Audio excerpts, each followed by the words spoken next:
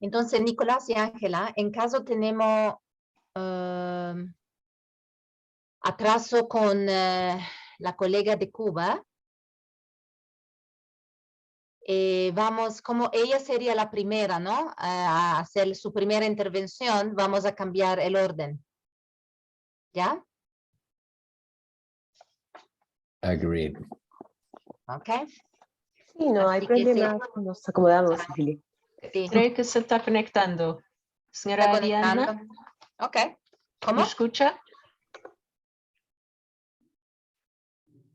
La veo, pero no la entiendo. Ariadna, sí. Ariadna, ¿está? Sí, se ve.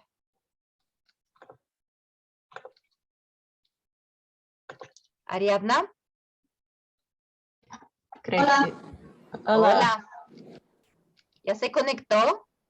Sí, No veo la... Ah, sí, ahora la veo. ¿Todo bien? todo bien. ¿Quieres cancelar? Toma, acá. Y para hablar, ahí. O podemos aceptar la música más. Yo mando a ver. Perfecto, entonces el panel está listo. Y no sé con el tema de los intérpretes.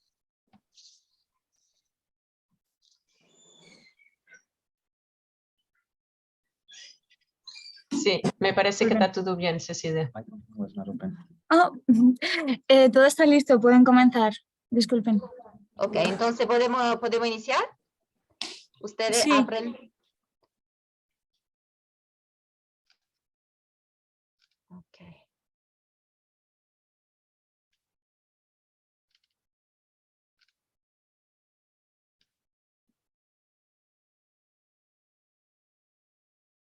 Esperemos un minuto que están. Ustedes me dicen cuando los participantes ya están, ¿eh?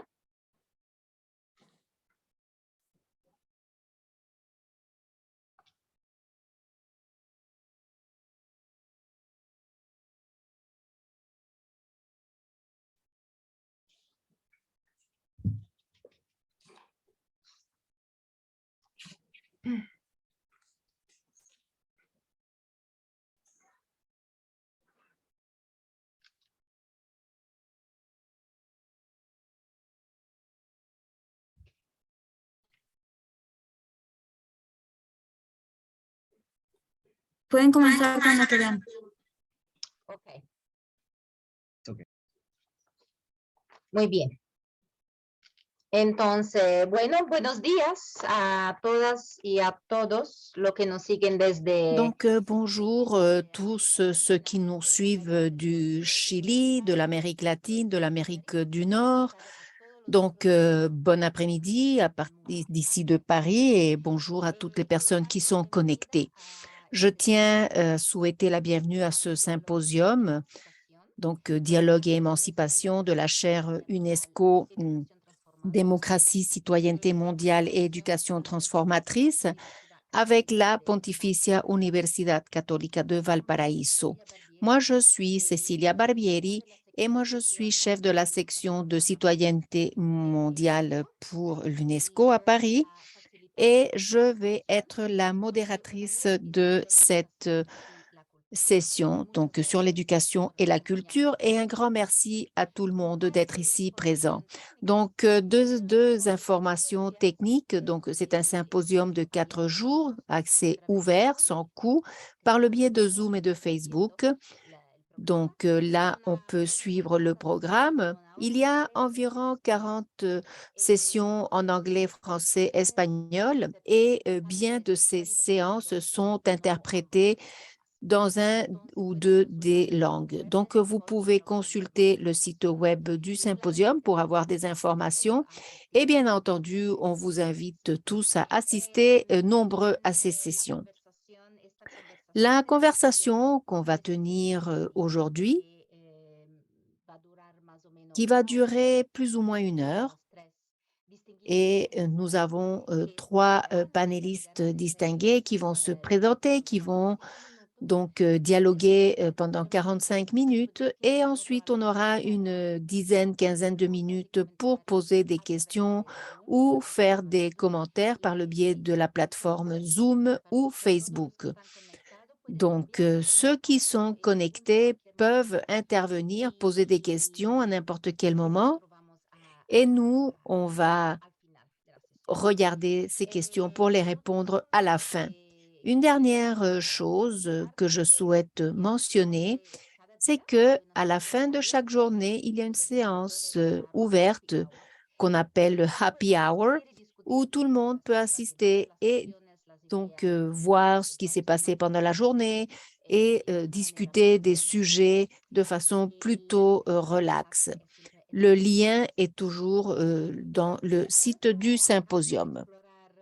Nous sommes ici maintenant pour explorer, dans le cadre de cette session, le rapport entre éducation et culture et élargir l'importance du travail de ces deux secteurs de façon conjointe pour améliorer les sociétés et le secteur de l'éducation.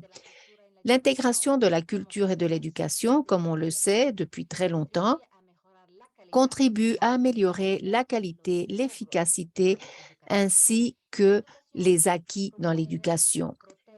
L'éducation renforce la culture également. Donc, avancer dans la synergie entre la culture et l'éducation signifie également avancer dans tout ce qui est la citoyenneté mondiale active.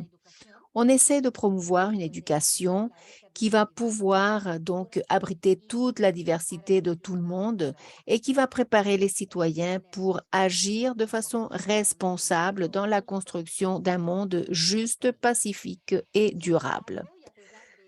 Ceci dit, même si la recherche est claire sur les bénéfices de l'intégration de l'éducation et de la culture, les deux secteurs ont eu tendance à travailler de façon séparée. Donc, l'UNESCO, en ce moment, prépare un petit peu le terrain pour renforcer les liens entre culture et éducation en accordant aux arts et à la culture un endroit privilégié dans les systèmes éducatifs. Donc, ça veut dire formellement, non formel et informel.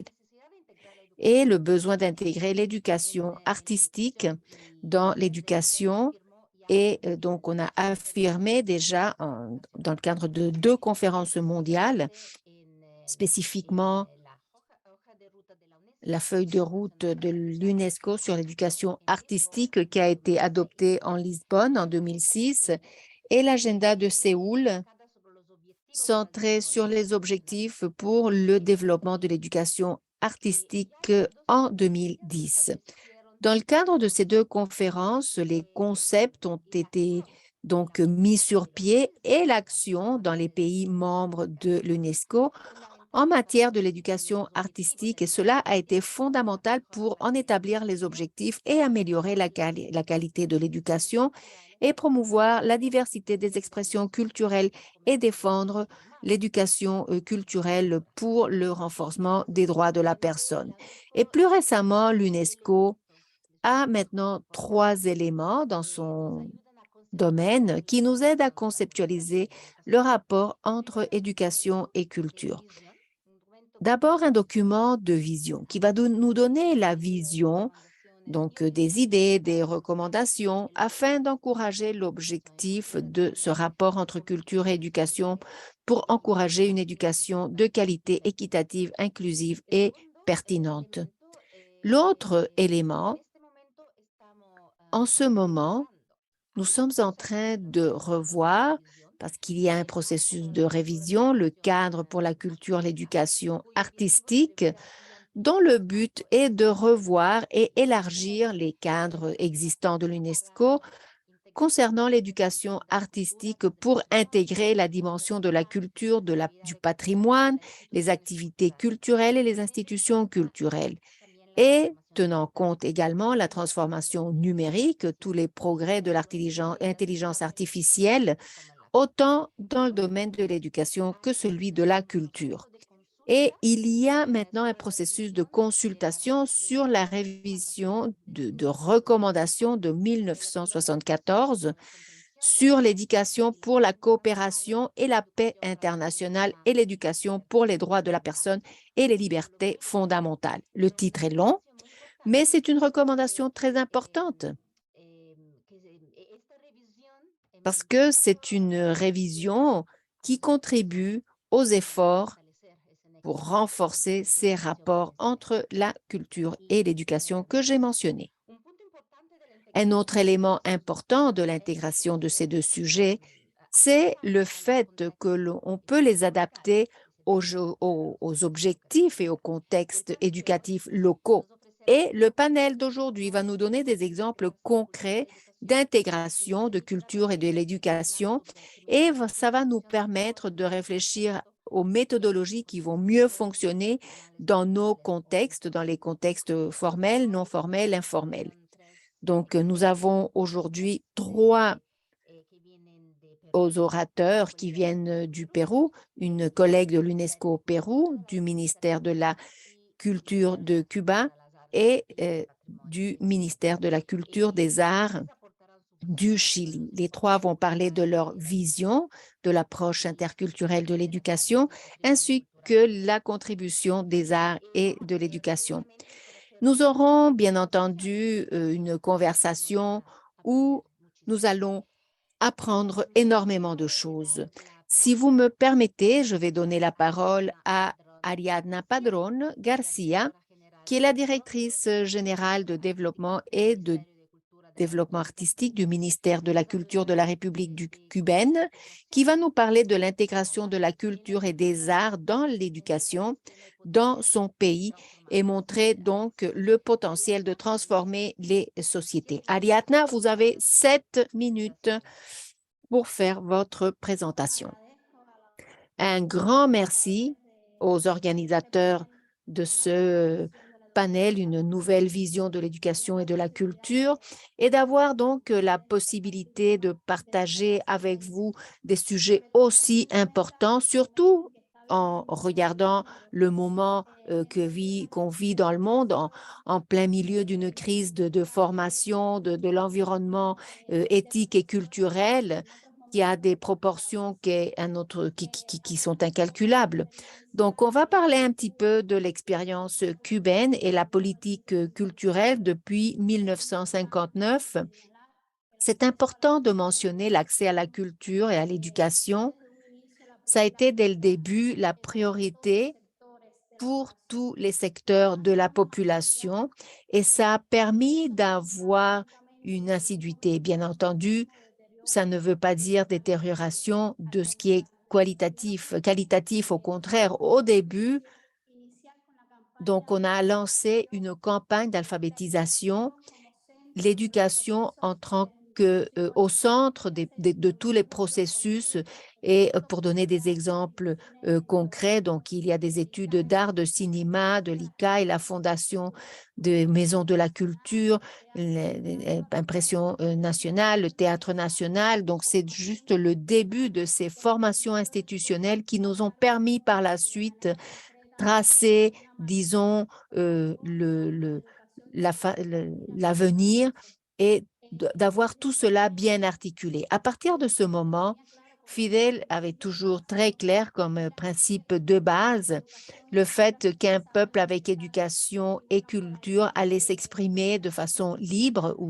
Et là, les personnes, lorsqu'elles ne sont pas ignorantes, elles peuvent comprendre ce qui les entoure, se comprendre soi-même et par la suite comprendre sans manipulation. C'est ça qui nous a permis également d'apprendre et d'accorder plus de pouvoir à la société et élargir leur horizon de connaissances.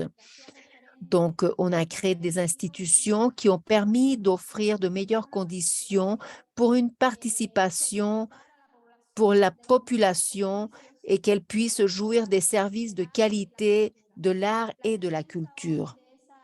Aujourd'hui, nous défendons cette culture et cette éducation unie, intégrée et qui sont liées et qui se centre sur les individus et sur les communautés. C'est important pour l'émancipation de l'être humain. Je pense que c'est une des choses les plus difficiles et plus complexes que nous avons jusqu'à présent.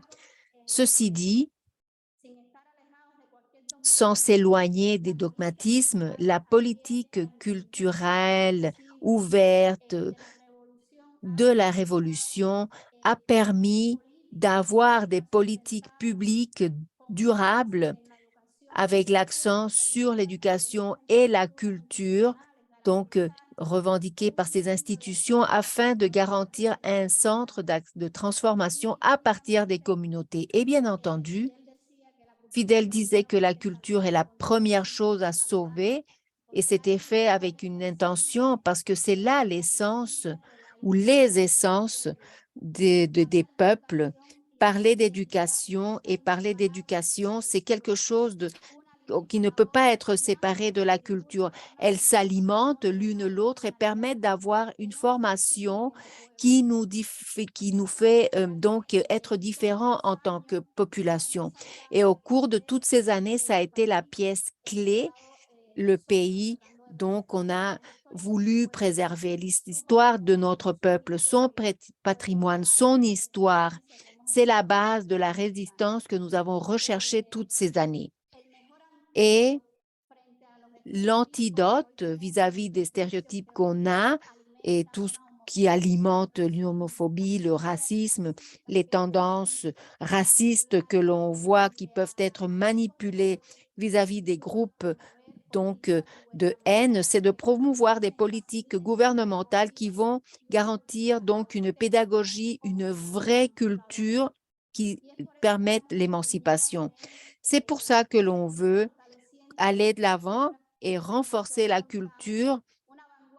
Et on a donc une avant-garde artistique qui nous distingue parce que pendant des années, on a eu un rapport permanent avec les processus d'enseignement et d'éducation artistique. Une avant-garde qui s'est formée et qui fait partie également des processus qu'on mène à bien au sein des écoles. Si on parle d'impact social, ce rapport entre cette éducation et la culture est un élément fondamental et il faut parler de l'exemple que Cuba a essayé de renforcer et c'est de montrer de quelle façon l'école est le centre de cette institution culturelle importante au sein de la communauté. Et ça se dit facilement, mais ce n'est pas toujours facile de réaliser. Et là est le rôle des enseignants, des professeurs de théâtre, d'art. Au début de la Révolution, des personnes ont été formées et on leur a donc permis comme ça tout le peuple d'avoir une éducation artistique. Et comme exemple, on a les écoles d'art. On a plus de 37 écoles d'art dans le pays qui vont garantir le fait d'avoir cette appréciation et l'accès. Donc, ça permet également de donner un niveau de qualité, un bon exemple. On le voit avec l'École nationale de ballet, énormément d'années avec une qualité technique qui va garantir par la suite de montrer notre ballet national de Cuba. C'est un système d'éducation accessible à tout le monde dans toutes les maisons de la culture. Aujourd'hui, on a plus de 300 maisons de la culture. Donc, ce sont des structures bases où on va voir, donc on va retrouver le travail des promoteurs culturels, naturels, et à partir de leur gestion communautaire, vont garantir l'insertion de la population. Un bon exemple que j'aimerais partager avec vous est le programme donc de soins intégral aux communautés. Au cours des derniers mois, ce programme a été renforcé à partir donc de la gestion gouvernementale et le but est d'articuler toutes ces structures institutionnelles et tous ces savoirs communautaires pour transformer cet environnement communautaire. Comment nos écoles, nos promoteurs, ces projets socio-culturels à partir d'un besoin et qui vont aider à résoudre des problèmes éducatifs artistique et qui joue un rôle au sein de la culture. Comment cette approche intégrale peut établir un lien et peut permettre de transformer des modes de vie et des façons d'assumer les processus. Donc, comprendre que l'être humain est au cœur de chacun des processus qu'on mène à bien et que la communauté reste l'espace avec des sujets de droit qui vont donc produire à partir de leur propre contexte, même s'ils ont donc le soutien de politiques gouvernementaux. Donc, il y a des soutiens communautaires et c'est quelque chose de spontané, mais qui compte avec le soutien d'institutions comme les bibliothèques, les maisons de la culture, des galeries d'art. Tout cela est représenté dans le domaine communautaire. Et avoir la possibilité aujourd'hui de pouvoir jouir d'institutions de base qui nous soutiennent et qui nous donnent accès à tous, nous permet donc d'avoir un mouvement d'artistes, d'avoir plus de 8000 jeunes enfants, adolescents qui, chaque année, se préparent dans nos écoles d'art. Une université des arts qui est donc liée au processus de transformation qui se produisent et engagée, bien entendu, comme centre de recherche. Plus de 60 ans, donc ça fait plus de 60 ans qu'on fait cet enseignement de l'enseignement artistique. Et donc, tout ce dont je vous ai parlé, tout cela est soutenu au sein des écoles et à partir de programmes qui vont se générer pour offrir des cours de musique, les arts visuels, tout cela va aider à partir d'une formation pédagogique et curriculaire pour former un être humain qui va pouvoir dialoguer dans son contexte. Merci beaucoup, Ariana. On va reprendre un des éléments par la suite lorsqu'on va avoir la conversation entre nous. Merci beaucoup. Donc, merci beaucoup. Donc, c'est ce dont on a parlé dès le début et on espère donc que cette intégration va se produire dans les infrastructures et donner accès à tout. Donc, et l'infrastructure culturelle aussi. Donc, je vais laisser la parole à Ángela Bravo, qui est une collègue spécialiste en administration et incidence du programme Horizon de l'UNESCO au Pérou. Ángela présentera un projet qui a une forte approche culturelle et qui est en train d'être implanté au Pérou. Merci beaucoup, Cécilia. C'est un plaisir pour moi d'être ici ce matin.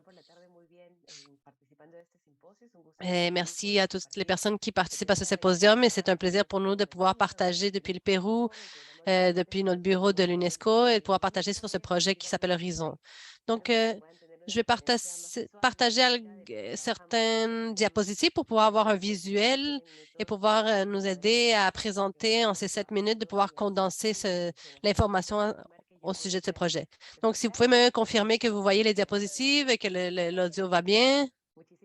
Donc, merci beaucoup. Donc, premièrement, je voudrais vous donner un peu un contexte de comment nous travaillons l'aspect de l'éducation artistique au Pérou et l'intégration de la culture dans nos communautés éducatives et dans nos écoles élémentaires régulières. Donc, au Pérou, comme le commentait Ariadna, nous avons une longue historique d'éducation pour la culture et éducation artistique qui fait partie du curriculum obligatoire dans notre pays. Il y a un cours d'art et culture dans toutes les écoles. C'est un cours obligatoire qui se retrouve dans le programme d'éducation primaire et cela implique donc une formation de professeurs, d'enseignantes qui peuvent assumer ce genre de classe. Mais c'est encore insuffisant puisque le cours n'a que 2 heures par semaine. Donc, cela fait que plusieurs écoles, des fois, le mettent de côté. Donc nous voulons qu'il y ait une uniformité et dans la pratique, nous avons un besoin qui a été manifesté d'améliorer la qualité des formations de professionnels en pédagogie qui puissent mener et implanter ce genre de processus avec les étudiants et étudiantes. l'idée de pouvoir générer un changement, une transformation dans les écoles de tout le pays. De plus, au Pérou, nous avons une base de données de travail très large concernant l'éducation culturelle. En tant que pays, nous avons plus de 40 langues autochtones qui représentent plus de 40 cultures des peuples autochtones. En plus, sans parler de toutes les communautés métisses ou afrodescendantes dans notre zone côtière. Donc, avec cette diversité énorme qui se retrouve dans le pays, nous avons initié un programme depuis les années 80 qui vise à mettre de l'avant l'éducation bilingue dans la forme, l'intégrer à l'éducation régulière et dans l'éducation des enfants du pays. Une des freins que nous avons eu, c'est que cette éducation interculturelle s'est limitée à l'éducation primaire. Donc, ça ne s'est pas concentré sur l'éducation générale.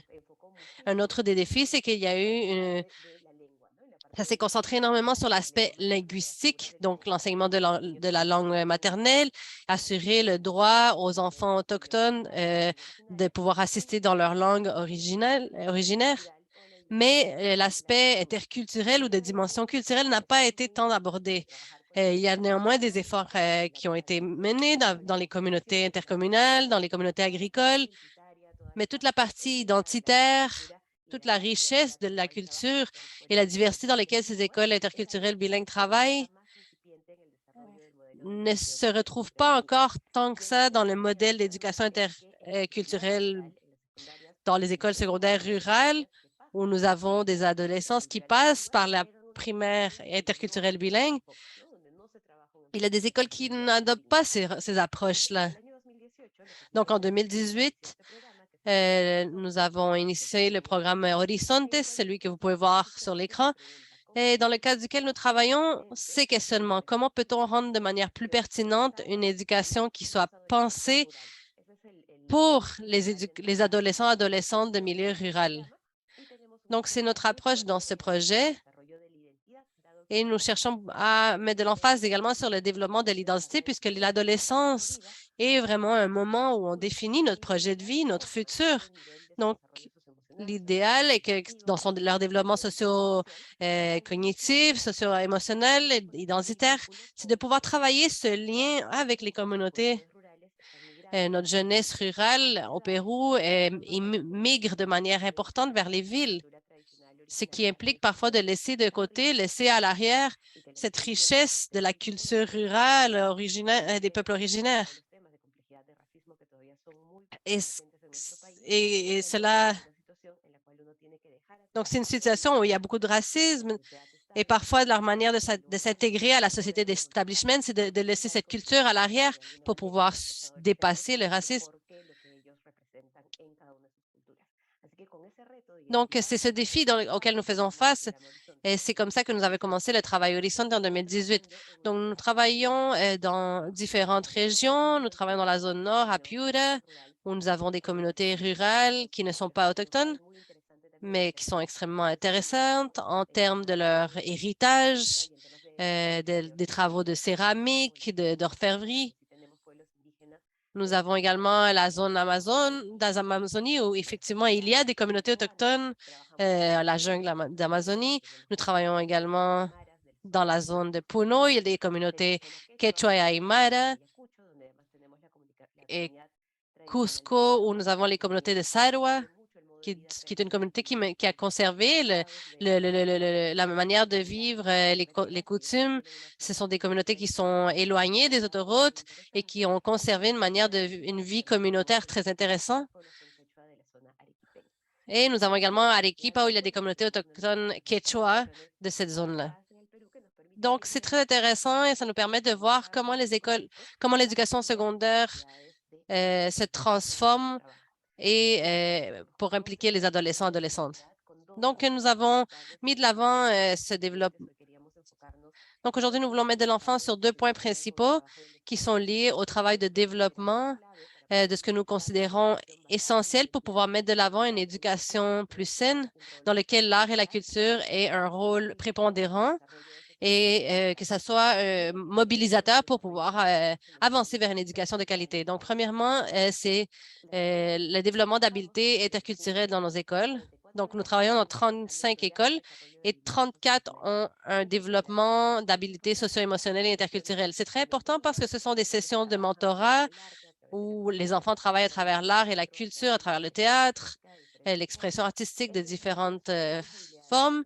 Ils peuvent ainsi travailler le développement de leurs habiletés socio-émotionnelles liées avec la communauté dans laquelle ils sont implantés.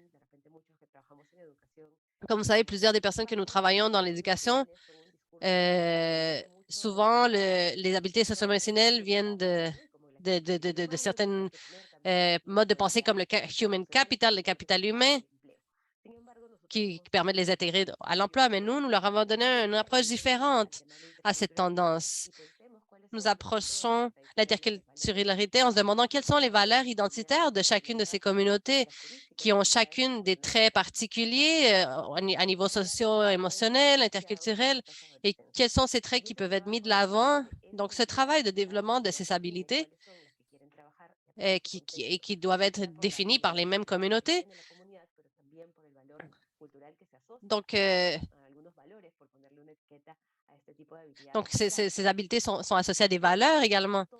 Donc, elles sont toutes développées à travers des activités qui impliquent le développement d'expressions artistiques. Nous avons des théâtres itinérants, la création de scénarios, des cours de contes, de poésie, de l'expression à travers le dessin, à travers les arts plastiques, l'artisanat. Donc, il y a différentes manières dont les enfants peuvent développer leurs habiletés en utilisant l'art. Et nous avons également mis en place en 2021, dans 8 de nos écoles, un programme d'éducation sexuelle intégrale qui se base également dans des techniques artistiques, d'improvisation, de théâtre, en essayant de travailler ce nouveau concept qui est l'artivisme, où on mélange donc l'art et l'activisme en même temps. Ce sont des populations où il est très intéressant d'appliquer ce genre d'approche. Des écoles en Amazonie, par exemple, des communautés Wampi de la zone de Rio Santiago ont travaillé avec cette vision de non seulement travailler l'aspect émotionnel, interculturel, mais également développer à travers l'artivisme un théâtre itinérant qu'ils ont pu amener dans d'autres communautés pour parler de l'éducation de sexualité intégrale. C'est des programmes qui ont été bâtis par les adolescents même pour pouvoir exprimer ce qu'ils, elles, voulaient partager en tant qu'adolescents, adolescentes en utilisant le théâtre. Donc, ça, c'est une des expériences que nous voulions partager et reconnaître le travail de ces adolescents. De notre sens, nous avons tout le développement des habiletés techniques, ce qu'on appelle le Education Training, qui est un point qui, effectivement, peut être observé depuis le regard du capital humain, du développement des communautés, mais cette composante très forte de mettre de l'avant l'aspect rural, de mettre de l'avant le potentiel que représentent les communautés rurales et autochtones. Nous avons mis de l'avant l'importance de souligner et mettre de l'avant les savoirs traditionnels et que nos étudiants et étudiantes puissent amener ces savoirs à l'école. Nous cherchons à une école qui n'invalide pas ces connaissances, mais qu'ils mettent à profit et intègrent et technifient ces connaissances pour générer une valeur pour ces étudiants-là. Donc, on parle de le développement d'agriculture organique en utilisant des connaissances traditionnelles, la confection textile, où on peut voir des confections de base depuis le début du travail textile jusqu'à la fin. On a également tous des ateliers de soudure. Nous avons également des ateliers de design et d'informatique et également d'industrie alimentaire. Donc, dernière minute, je voulais vous parler de l'expérience du collège de l'école Sarwa à Ayacucho. Donc, ce sont des personnes qui vivent dans la zone haute d'Ayacucho. Nous avons développé un module de travail avec les familles pour que les familles et les enseignants enseignantes puissent transmettre aux étudiants et étudiantes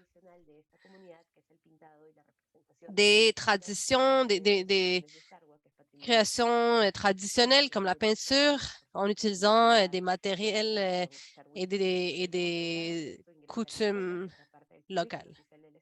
Donc, ça fait partie maintenant du programme officiel de l'école de pratiquer ces techniques traditionnelles de l'art sarrois et qui puissent ensuite se diplômer en tant qu'artiste sarrouino et puissent développer ensemble qu'est-ce que cela représente en termes de valeur pour leur communauté. Donc, on applique cela avec un regard interculturel et c'est également de voir comment ces adolescents et adolescentes puissent valoriser cette identité, ce développement, cette technologie, cette culture, cet art qui est déjà possédé dans leur communauté.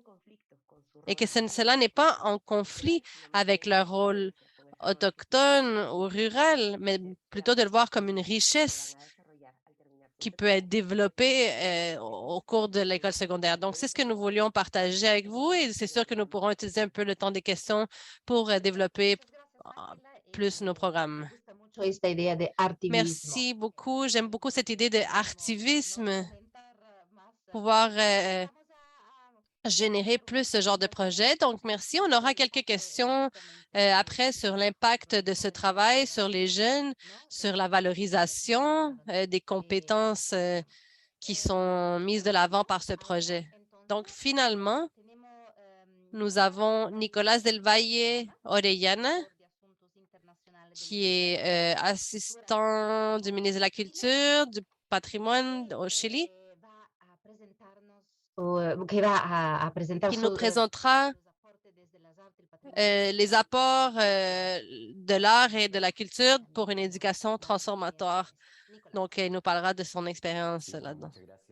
Merci beaucoup, Cécilia, pour l'invitation, à toute l'équipe de l'UNESCO, de la chaire qui est derrière cette rencontre, de cette réflexion, de ce dialogue entre éducation et culture qui n'est pas seulement dans le programme actuel, mais qui... Donc, aujourd'hui, pour respecter le temps, je vais éviter de partager des diapositives, mais je vais me centrer sur certains messages clés et ensuite, on pourra peut-être s'ouvrir un peu lors des échanges par des questions. Donc, il y aurait 3 moments à notre présentation. Donc, premièrement, un moment plus général où nous allons parler du contexte, des antécédents au niveau des programmes internationaux, les agendas en matière de politique publique liés à l'art et à la culture. Deuxièmement, nous allons penser à quelle est la trajectoire du Chili en tant que pays et quels sont les efforts qui ont été déployés en tant que pays. Et ensuite, quelques déclarations liées à la contribution concrète du lien entre éducation pour et par les arts. Et donc, premièrement, la première chose qui serait bien à souligner pour toutes les personnes qui participent aujourd'hui, c'est que vraiment, l'agenda à niveau international en termes de politique publique dans le secteur éducation et culture existe depuis le début même des Nations unies et de l'UNESCO. En 1946, on a convoqué une commission d'experts pour pouvoir réfléchir au rôle des arts dans l'éducation en général. À ce moment-là, on pensait les arts, on les réduisait, on les limitait à la musique. Et dans plusieurs programmes officiels d'État, ils concentrent l'intégration de l'art dans ces 2 disciplines. Donc, je crois qu'on pourrait continuer. Il y a eu ensuite une réunion en 1949, en 1967, le concept d'apprentissage à travers la vie mis de l'avant par l'UNESCO a été de plus en plus discuté. Ensuite, les contributions de l'artiste, où on a incorporé un peu cette thématique-là à l'éducation. Il y a eu le sommet européen sur les axes d'éducation qui était très important, qui a eu lieu à la fin du 20e siècle. Nous avons une déclaration universelle de diversité culturelle où l'éducation était mentionnée. Ensuite, la Convention 2005 sur la diversité culturelle où l'éducation avait également un grand rôle. Ensuite, les conférences qui ont été mentionnées par Cecilia Barbieri, la conférence globale sur l'éducation artistique à Lisbonne, en Amérique latine également, en Brésil en 2001, il y a une conférence sur le même sujet. Donc, il y a un agenda international qui, depuis la fin de la Deuxième Guerre mondiale, commence lentement à intégrer et à se questionner sur ces aspects-là. Et ce qui me paraît pertinent, c'est que dans les politiques publiques à niveau international, on peut voir un déplacement, un transfert du discours d'un discours plutôt secondaire de la culture lié à l'éducation. Donc, l'artistique qui peut nous aider à développer des des habiletés socio-émotionnelles. Mais actuellement, il y a un déplacement radical de ce discours. On parle d'intégrer la culture et l'art pour avoir une éducation transformatoire qui questionne même les racines de l'éducation et du pourquoi. En 1946, nous avions un lien secondaire du niveau culturel, tandis qu'aujourd'hui, c'est au centre même des réflexions autour de l'éducation transformatoire. Je croyais que c'était pertinent à mentionner. Il y a également un concept des politiques publiques qui est l'apprentissage tout au long de la vie, qui est utilisé au cœur même des pratiques de l'UNESCO. Donc, penser à l'éducation durant toute la vie, non seulement penser à l'éducation qui commence depuis la petite enfance jusqu'à la vieillesse et la vie adulte. Donc, ce n'est pas seulement quelque chose qui accompagne la croissance des enfants, mais ça mène non seulement à l'éducation supérieure et technique, mais également l'éducation comme les écoles ateliers en Amérique latine, particulièrement en Colombie, où nous avons pu répertorier comment les personnes âgées occupent un rôle éducatif, un rôle de transfert des connaissances et des savoirs intergénérationnels. Donc, tout au long de la vie, voilà la dimension dans laquelle on veut parler quand on parle d'éducation au fil de la vie. Donc, c'est une éducation qui s'ouvre à tout un éventail d'apprentissage, pas seulement l'apprentissage formel, qu'on associe au rôle qui doit être occupé par les écoles ou par les institutions éducatives à travers les programmes éducatifs ou les matériaux pédagogiques qui sont développés, mais sinon également à travers l'éducation non formelle, qui peut bien sûr compter sur une préparation, une planification, mais qui n'est pas nécessairement intégrée dans les programmes officiels ou qui ne sont pas nécessairement associés à des programmes officiels. Donc, ça n'a pas nécessairement lieu dans des instances formelles d'éducation ou même mises de l'avant par des ministères. Nous avons une infinie quantité d'espaces culturels éducatifs qui jouent un rôle important dans les pays d'Amérique latine. On parle des musées, des centres de création, les communautés autochtones, les ateliers d'artistes, parmi d'autres espaces qu'on comprend comme des espaces culturels, mais qui, au sens strict, se transforment également en des espaces éducatifs. Donc, c'est important de le constater parce que, comme nous l'avons dit, les politiques éducatives ont tout le temps été au centre de l'éducation formelle, mais ont laissé de côté ces espaces marginaux, ces espaces culturels qui existaient déjà. Ce sont les politiques culturelles qui ont occupé cet espace. Et en ce sens, la politique culturelle doit se rendre responsable de l'apprentissage non formel et de l'apprentissage informel. Et finalement, l'apprentissage informel qui a lieu dans nos maisons, lorsqu'on apprend à cuisiner avec nos grands-parents, avec nos parents. Il y a un transfert d'un patrimoine culturel matériel qui est tangible en ce qui a trait aux recettes, aux saveurs, aux couleurs, aux odeurs, aux sensations, aux sensibilités.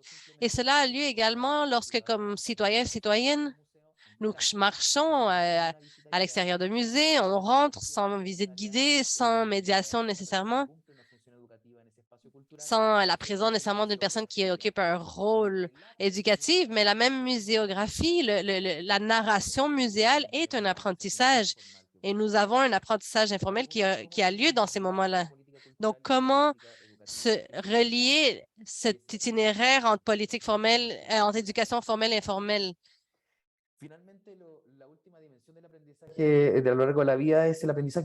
Donc, le dernier apprentissage, c'est tout ce qui a trait aux principes, aux valeurs qui inspirent la politique publique, éducative et culturelle. Et dans ce sens, je pense qu'ici, on se demande comment l'éducation est une pratique culturelle et en même temps, nécessairement, veut pas, donc incorpore les manifestations artistiques et culturelles. Donc, dans ce sens, récupérer non seulement les espaces et les pratiques culturelles qui peuvent être éducatives, mais toute pratique éducative est toujours une pratique culturelle. Et dans ce sens, avec ce rapport entre éducation et culture, on enlève les standards de l'éducation et on va lui donner une pertinence, la lier à des contextes en particulier, à des contextes matériels pérennes et avec la créativité de chaque endroit. Et avec cela, on va produire un engagement un lien bien plus profond entre les étudiants et étudiantes avec les institutions d'éducation. Lorsqu'on va incorporer la culture dans les pratiques d'éducation, on a moins d'incidence de la part des étudiants. Donc, ils vont rester plus longtemps dans les écoles et on aura donc moins de décrochage. Donc, voici les antécédents de façon générale. Que fait le Chili? La première chose à constater, et j'arrive à la fin à cause du temps, le Chili a un long parcours, au moins au cours des 10-15 dernières années, éducation patrimoniale artistique.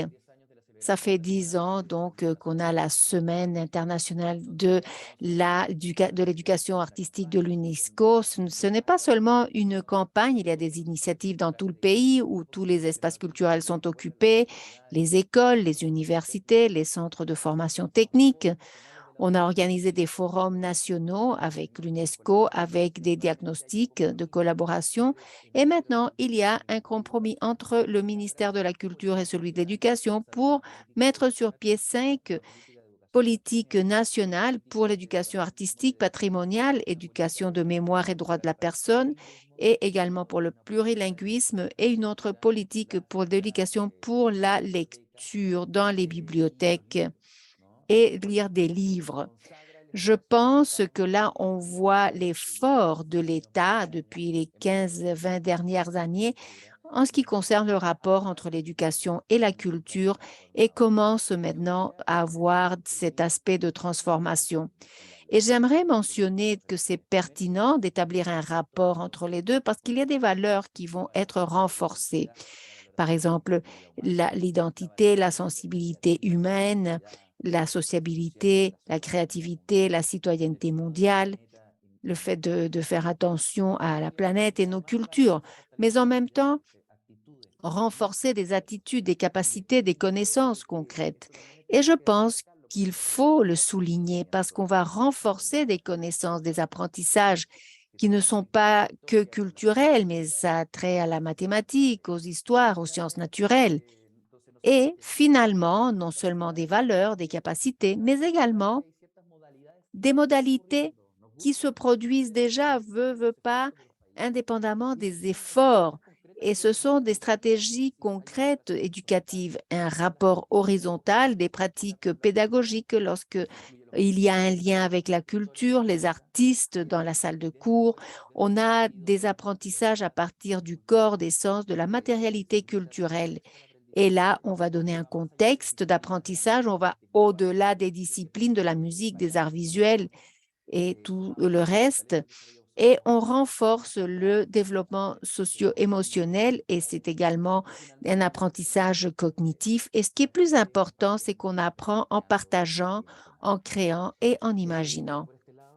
Donc, c'est ce que je dirais. Merci beaucoup et j'espère qu'on va pouvoir avoir une bonne conversation. Merci beaucoup, Nicolas. On n'est pas très bien avec le temps, mais on a déjà des questions. Merci parce qu'à mon avis, ce sont 3 expériences qui sont enrichissantes et qui sont très concrètes sur la façon dont ces pays ont investi depuis longtemps de façon positive cette interconnexion et donc tout ce qui a trait aux valeurs et tout ce qui est pertinent, ce qui a été dit. Maintenant, j'aimerais commencer avec une série de questions et je vais commencer avec une question à Ariadna et j'en ai d'autres pour Nicolas et Angela et je pense que c'est dans la boîte de clavardage. Donc, Ariadna, je voudrais commencer avec toi. Après toute cette histoire que tu nous as présentée, de la façon dont Cuba a abordé ce sujet, donc du lien entre éducation et culture, quels sont les mécanismes pour continuer, pour que cette présence de l'éducation artistique soit présente dans l'éducation? 2 ou 3 minutes. On veut que ce soit durable. Il y a des programmes qui vont soutenir ce que je vous ai expliqué. Il y a des projets, des programmes des politiques publiques vont articuler ces pratiques et ces expériences à partir du ministère de l'Éducation et de la Culture. Dans chaque programme, on peut donc élever la qualité de vie des processus que l'on fait au niveau communautaire et également la participation des personnes dans la prise de décision dans tous les domaines de leur vie sociale et donc renforcer donc une infrastructure. Est-ce que vous m'entendez? Oui, oui. La façon dont ces structures institutionnelles aujourd'hui soutiennent des processus socio-culturels qui se produisent donc à partir de ces domaines. C'est un dialogue constant à partir de la pratique et des références curriculaires des écoles et bien évidemment, tout cela se reflète dans les communautés. L'école, en tant que centre culturel, va articuler toutes ces institutions de base, comme je vous ai expliqué, les bibliothèques, les musées, et comment, à partir de là, on va donc générer des pratiques et des programmes. Et en ce qui concerne le programme de développement humain et de justice sociale, c'est un programme d'accès de qualité des services sociaux. Et comment, à partir de là, on va donc mener à bien des actions de prévention sociale, donc donner des soins aux jeunes, aux adolescents, parce que nous, on fait attention à cette époque, à cette étape, et ça va donc permettre d'intervenir dans ce cycle de vie. On a des pratiques également dans la situation de risque et comment on peut donc, la capitale, le plan montagne, donc pour pouvoir s'occuper des maisons de la culture, des zones vulnérables.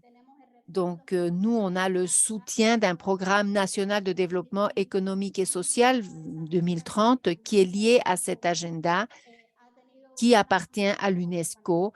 Et donc, il y a des politiques publiques qui vont soutenir cette expérience et ça fait 60 ans qu'ils le font. Merci beaucoup, Ariane. Bien entendu, la politique public, c'est conjoint parce que éducation et culture, peut-être, les deux ministères en général s'unissent pour travailler de façon donc complémentaire. C'est le rôle fondamental. J'ai une question maintenant pour Angela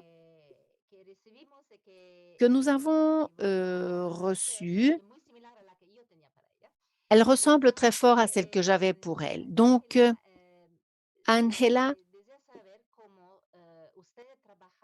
on veut savoir de quelle façon vous avez travaillé les aspects culturels en ce qui concerne donc les conflits des familles, le temps libre qui pourrait donc, disons, rendre plus difficile le processus expliqué.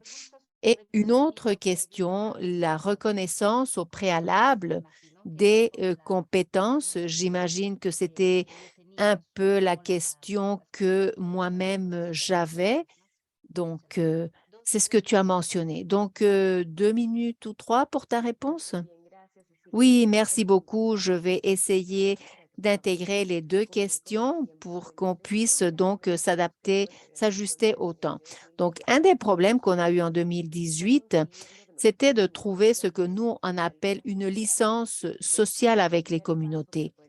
La première étape pour ce développement a été d'expliquer à chacune des communautés éducatives, donc les enseignants, les parents, tous les gens qui travaillaient dans le domaine, ce que ça impliquait de faire part d'un programme qui allait durer 4 ans, une première étape, et par la suite, donc, impliquer de parler sur les éléments où on allait continuer une conversation les années à venir. Donc, ça a été très complexe avec les communautés dans des zones traditionnelles. Le genre, on sait que nos communautés originaires ont des patrons de genre qui sont très binaires, le rôle des femmes et des hommes, et ça a été un sujet qui a été discuté avec les familles pour voir comment on pouvait trouver un point intermédiaire entre le droit de la personne, la sécurité de la personne, et que ce soit au-delà donc de certains éléments.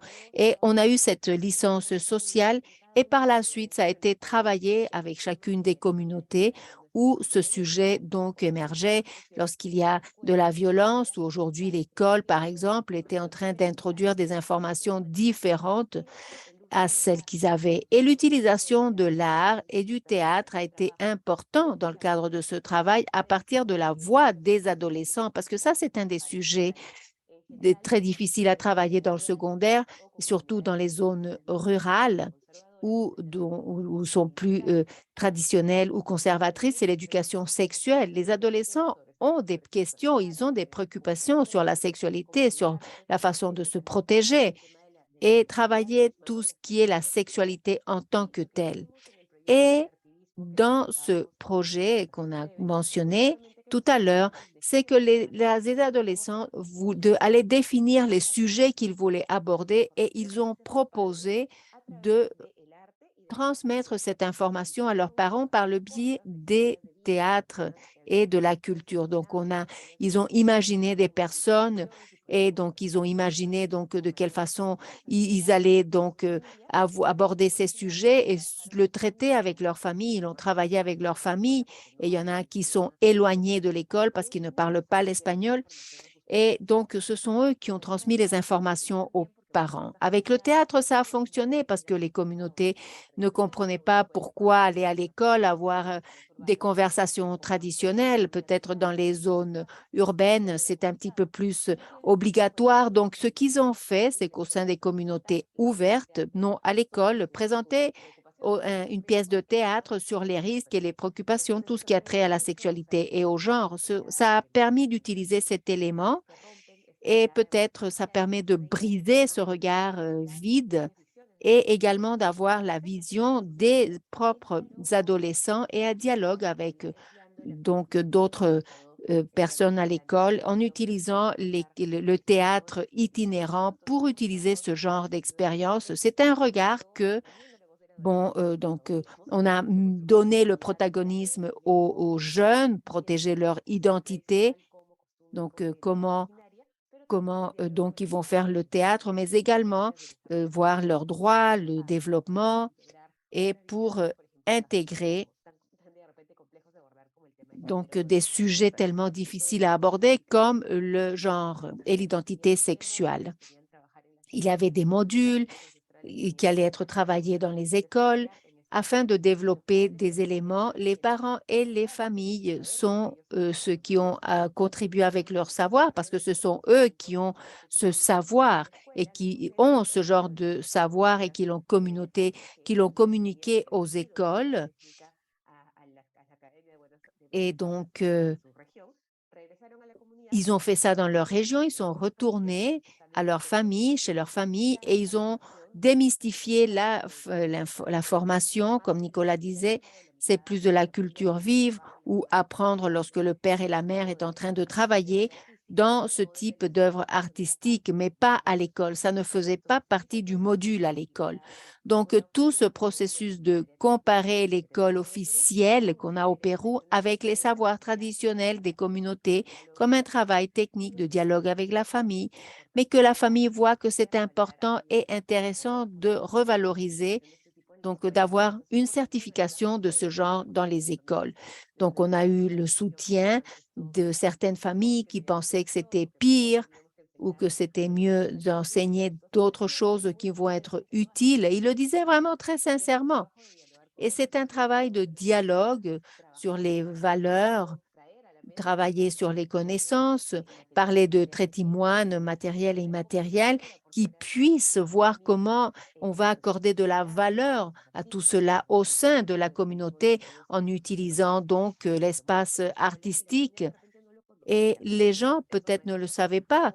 Donc, ces parents qui résistaient, ils avaient une vision peut-être éloignée de la réalité et qui ne partageaient pas. Et c'était un travail de beaucoup de dialogue. Donc, il a fallu avoir énormément de dialogue, d'ouverture et de comprendre les raisons de cette résistance et pouvoir mener à bien une action qui permette donc d'établir les piliers, l'identité et l'avenir des droits de ces adolescents qui doivent être formés en rapport à leur contexte, mais qui ne soient pas limités pour qu'ils puissent avoir tous les projets de vie qu'ils souhaitent. Donc, ça a été très dialogué. Merci beaucoup. C'est très important de voir comment donc cela a eu un impact au sein de la communauté parce que le fait d'accorder une valeur à des compétences qui n'avaient aucune valeur, c'était un élément fondamental. Nicolas, une question. Est-ce qu'on peut, il nous reste peut-être en tout 8 ou 9 minutes. Donc, Nicolas, il y a une question. Comment le Chili fait face en termes éducatifs à partir de l'expérience dans l'art, les aspects sur l'autoritarisme de la dictature des années passées? Tu as parlé de cela, ce que vous faites. Je pense que ça peut être une question très intéressante. Oui, c'est une excellente question et un grand défi. L'année prochaine, ce sont les 50 années du coup d'État, raison pour laquelle il faut penser à ce rapport. Et ce qui est vrai, c'est que historiquement, par le biais des initiatives, des plans, des programmes et des politiques culturelles et éducatives de notre pays, nous avons abordé le passé récent de façon tangentielle, pas de façon directe, mais de façon indirecte, avec un matériau d'enseignance donc centré sur des expériences artistiques et pédagogiques de l'époque. Mais aujourd'hui, avec cette nouvelle administration, ce nouveau contexte, un des accords avec le ministère de la Culture et le ministère de l'Éducation, c'est d'avoir une nouvelle politique éducative de mémoire et de droits de la personne. La société et les communautés avancent plus rapidement que les politiques éducatives. Les programmes éducatifs dans des endroits de mémoire existent avant même l'existence d'une politique, d'une mémoire de droits de la personne. Non seulement les gens qui vont être des médiateurs culturels, qui remplissent déjà un rôle éducatif, en faisant donc des visites guidées, en concevant des programmes formels et qui vont concevoir des documents pour l'apprentissage qui incluent l'endroit de la mémoire avec le curriculum formel pour qu'il y ait des visites guidées des écoles à ces endroits. Et donc, ça existe. Il y a une pratique culturelle, éducative qui n'est pas formelle des communautés. Donc, ce qu'il faudrait maintenant, c'est de reconnaître ces efforts, renforcer ces efforts et donner une orientation stratégique à long terme qui aura un impact social, non seulement les apprentissages, mais également les connaissances, la civilisation sur le passé récent, ce qui s'est passé pour que ça n'arrive plus, mais en même temps pour construire une culture de paix et de droits de la personne, donc où on va comprendre le citoyen comme des individus critiques et responsables et qui veulent résoudre les conflits par le biais du dialogue et non la violence. Ça, c'est la vision générale. Maintenant, quels sont les outils? Bon, les outils sont les outils qui sont dans les territoires, comme nous avons vu. Donc, des initiatives concrètes comme des visites guidées entre établissements d'éducation, l'espace culturel comme des musées, des endroits de mémoire, etc. Et finalement, après cette initiative concrète, on a cet effort donc qui va permettre d'avoir des orientations stratégiques aux différents efforts et on va pouvoir mettre sur pied des plans et des programmes là-dessus. C'est un catalyseur qui nous permet de revenir à implanter ce genre d'action. Donc, c'est ce que je pourrais dire à partir d'ici, Cécilia. Merci beaucoup, Nicolas. Merci beaucoup aux 3 personnes. Je pense qu'on est bien dans nos temps. Il faut qu'on fasse la clôture. Il y a une question qui est arrivée et qui est pour les 3. Ce que je propose, comme nous devons mettre fin à cette rencontre, c'est que nous pouvons l'envoyer aux 3 panélistes et ils et elles pourront peut-être répondre directement à Alejandro, qui est le collègue qui a posé cette question et qui est lié aux agendas et au rôle de l'éducation pour un développement durable et des valeurs qui sont en train d'être créés, générés dans les communautés et qui répond en quelque sorte aux défis de cet agenda qui doit trouver des solutions un peu à ça. Donc, je voulais remercier Ariana, Angela et Nicolas pour vos présentations et pour avoir partagé ces expériences qui sont extrêmement intéressantes. Il y a beaucoup à apprendre de ces expériences, effectivement. Ce sont des expériences qui en tant qu'UNESCO, nous aimerions partager, diffuser ce travail dans notre axe de culture et éducation. Ce sont des expériences qui se retrouvent dans plusieurs pays et il faut les diffuser. Ce sont des expériences qui ont du succès, qui ont des résultats extrêmement concrets et qui ont des impacts palpables dans l'éducation, la culture, avec un objectif transformateur, de transformation de notre société de manière pacifique. Donc, merci beaucoup. Merci à toutes les personnes qui ont participé, à toutes les personnes qui nous ont écoutés. Et nous espérons continuer à être en communication et d'avoir d'autres discussions sur ces sujets fascinants. Donc, merci à tout le monde. Merci. Portez-vous bien. Merci beaucoup. Merci.